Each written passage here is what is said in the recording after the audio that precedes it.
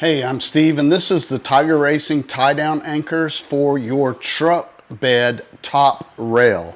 Let me give you a closer look at these. They're very simple in design. I'll be using this on my 2007 Chevy Silverado pickup. So when you open this, you're going to look at it and go like, well, how do I install it? Well, I'm going to show you how to install it.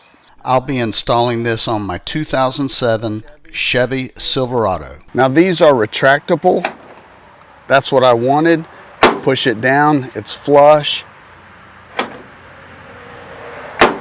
The first thing that you're going to do is you're going to remove those two Phillips head screws. Once you have the screws removed, just grab the ring there, the retractable ring, pull it up, and now you've got the base right here. Everything's loose. See how everything's loose? Because I pulled the retractable. Now if I push it back down, that's what you get. So go ahead and pull the ring, and now everything is negotiable. You can work with an angle because you have to work with an angle. Now slide everything in at an angle. It'll all work under there.